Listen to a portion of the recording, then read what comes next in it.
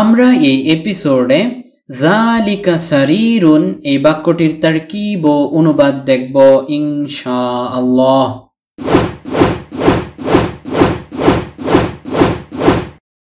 দূরবর্তী পুরুষবাচক কোনো কিছুকে ইশারা করতে আরবিতে যালিকা ইসমুল ইশারতিটি ব্যবহৃত হয়। আমরা প্রথমেই এই বাক্যের প্রত্যেকটি শব্দের অর্থ জেনে নেব। যালিকা শব্দটির অর্থ হলো উহা, অটা, সেটা, সেটি, তা ইত্যাদি। সারির শব্দটির অর্থ হলো খাট, শয্যা, পালঙ্ক, বেড স্ট্যান্ড ইত্যাদি।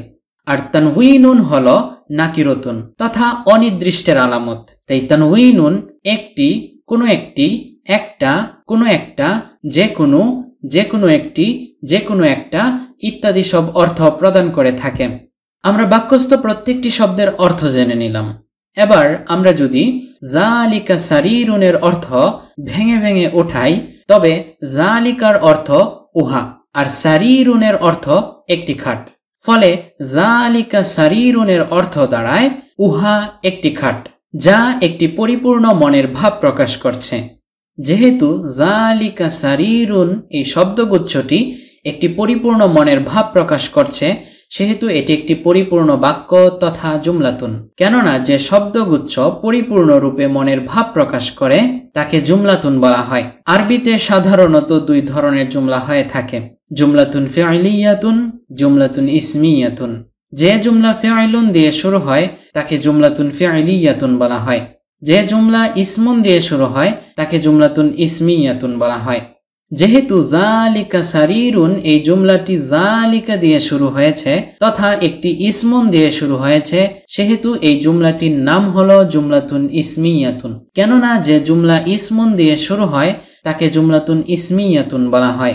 এবার যদি প্রশ্ন করা হয় যে ইসমুন কি, তবে উত্তর হলো যে কালিমা তথা শব্দ নিজের অর্থ প্রকাশের ক্ষেত্রে স্বনির্ভর এবং তিন কালের কোনো একটি কালও প্রকাশ করে না তাকে ইসমুন বলা হয়। আমরা দেখতে পাচ্ছি যে যালিকা এটি একটি শব্দ। এই শব্দটির একটি নির্দিষ্ট অর্থ রয়েছে এবং সে তার নিজের অর্থ প্রকাশের ক্ষেত্রে স্বনির্ভর। আর এই যালিকা শব্দটি কোনো কালও প্রকাশ করছে না। মানে যালিকা শব্দটি না বর্তমানকাল প্রকাশ করছে, না অতীতকাল প্রকাশ করছে, আর না ভবিষ্যৎকাল প্রকাশ করছে। সুতরাং যালিকা শব্দটি ইসমুন। আর যেহেতু এই বাক্যটি ইসমুন দিয়ে শুরু হয়েছে, তাই এই বাক্যটির নাম হলো জুমলাতুন ইসমিয়াতুন।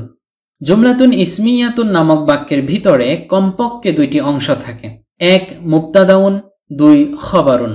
যার সম্পর্কে বলা হয় তাকে মুবতাদাউন বলা হয়। বাংলা ব্যাকরণে আমরা যাকে উদ্দেশ্য ও ইংরেজি ব্যাকরণে আমরা যাকে সাবজেক্ট বলে থাকি, আরবিতে সেটাই হলো মুবতাদাউন।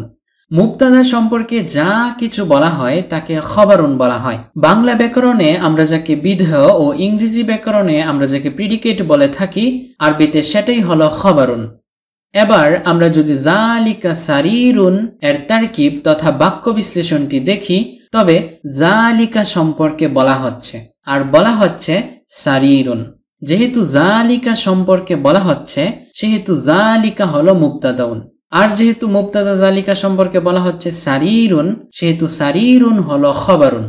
যেহেতু উহা সম্পর্কে বলা হচ্ছে, সেহেতু উহা হলো উদ্দেশ্য বা মুবতাদাউন। আর মুবতাদা উহা সম্পর্কে বলা হচ্ছে একটি খাট, তাই একটি খাট হলো বিধেয় বা খবরুন। এই হলো যালিকা সারিরুনের তারকিব ও অনুবাদ। আশা করি আমরা বিষয়গুলো বুঝতে পেরেছি। লিল্লাহিল হামদ, আমরা এপিসোডটি শেষ করতে পেরেছি। ডেসক্রিপশনে থাকা লিঙ্কে ক্লিক করে এখনই এই পিডিএফটির একটি কপি সংগ্রহ করুন। ডেসক্রিপশনে থাকা লিঙ্কে ক্লিক করে এখনই এই পিডিএফটির একটি কপি সংগ্রহ করুন।